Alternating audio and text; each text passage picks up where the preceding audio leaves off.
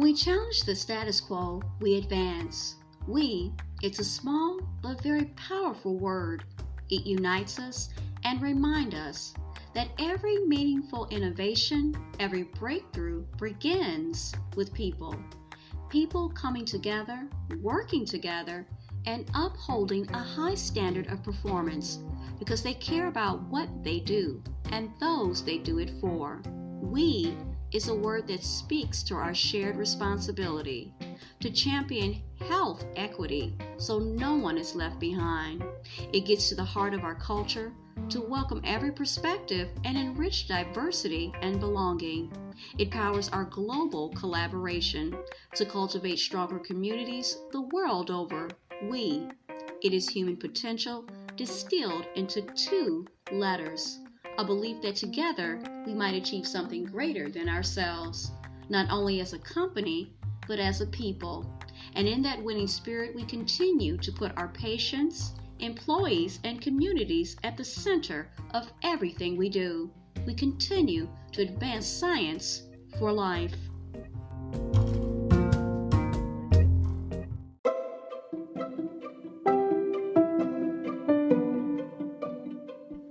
This is Teachable Moments with April podcast, and you guessed it, I'm your host, April.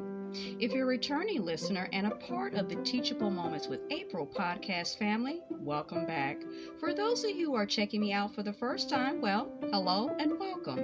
To everyone listening, look for the teachable moments that are all around you. Enjoy.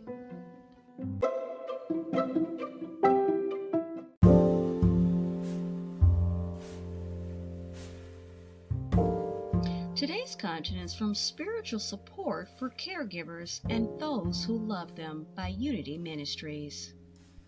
Devotional number 1, The Inner Work of Caregiving by Reverend Margaret Flick. One of the most transformational and difficult experiences of my life was caring for my parents who both had dementia. A wild ride barely begins to describe it. My once angry father was now sweet, but had no comprehension of relationships. He didn't know me or Mom. He just knew whether he liked us or not. My mother, once sweet, was now angry and somewhat abusive, if I have to be honest, especially to me and my husband. She knew who I was, but not really the reality of me, if you get where I'm coming from. Now, caregiving put me in what I consider to be uncharted territory.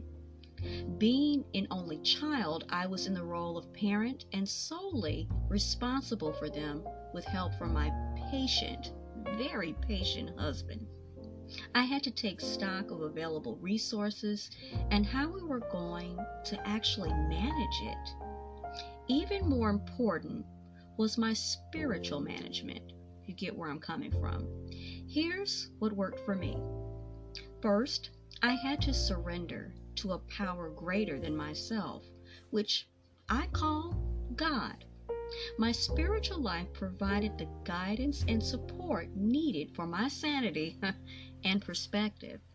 I set the intention that this experience would transform me rather than break me. I think that's very important.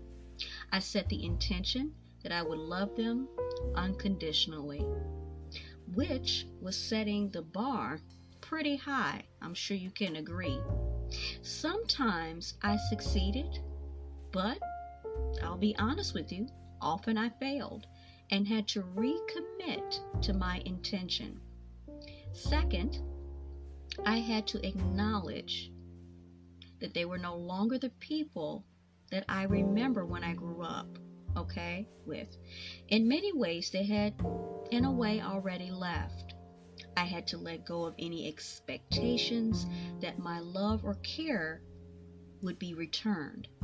Now, this was important, and it's important that you hear what I'm saying when I say this, that this was important because not only would I face daily disappointment, but I was sometimes in denial about what they could do and what they couldn't do, their abilities, if you will.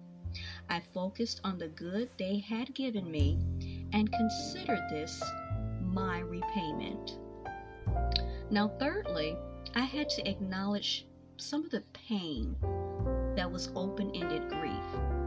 Each day or week, a function or ability would change or it would diminish in my parents. I felt deep grief that this was the end of my family as I knew it. Whenever I was at work or away from them, I dreaded answering the phone, since it might be, air quotes, the call. I felt as if I were living in some suspended, altered reality. Talking with other caregivers was important in handling this ongoing grief. So I started a caregivers group at my church for mutual support.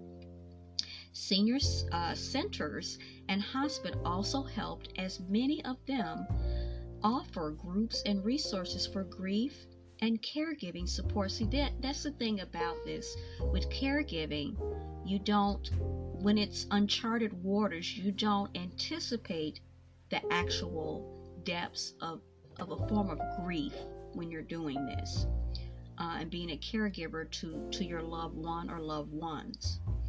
Now, attending workshops and speaking with social workers versed in geriatrics and other specialists gave me useful information about dementia and Parkinson's disease.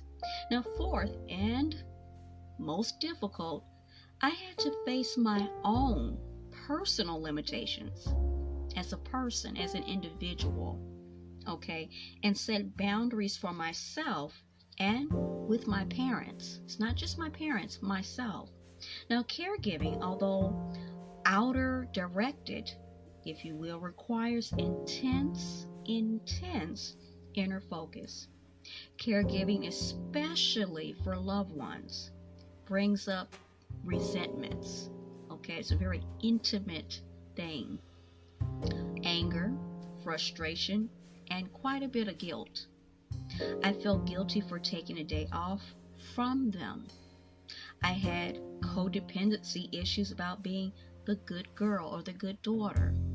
I was angry at times that they hadn't planned for their older years, their golden years, their old age, or set up a power of attorney or any medical directives. But being angry didn't help me or them, and I knew that. But I still felt these things. And again, I had to accept the reality, okay, and move on. I gave myself permission to take good care of myself, such as going on a vacation or to leave the room if mom was being verbally abusive. In the end, essentially, setting my intention to love them unconditionally, resulted in an internal shift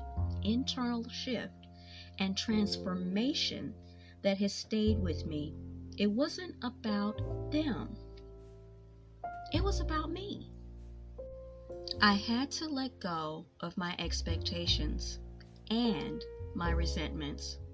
I had to go deep within and accept my own trigger points and forgive myself.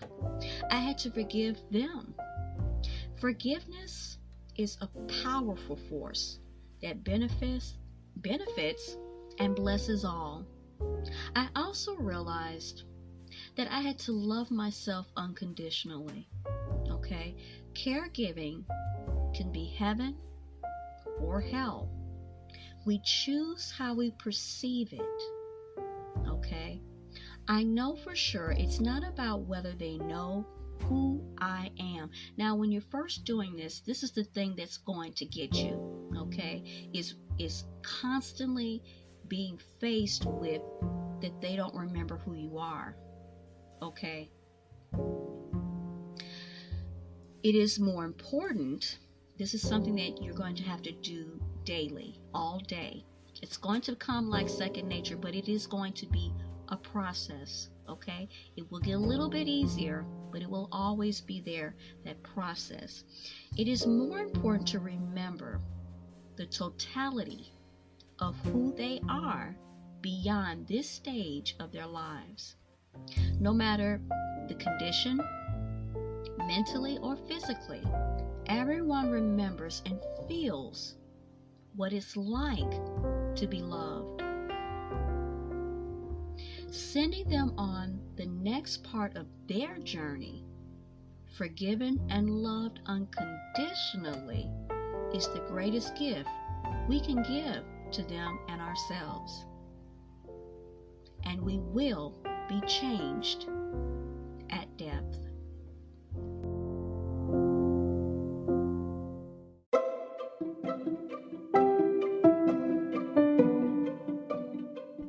You were just listening to Teachable Moments with April podcast. I truly hope you enjoyed this episode.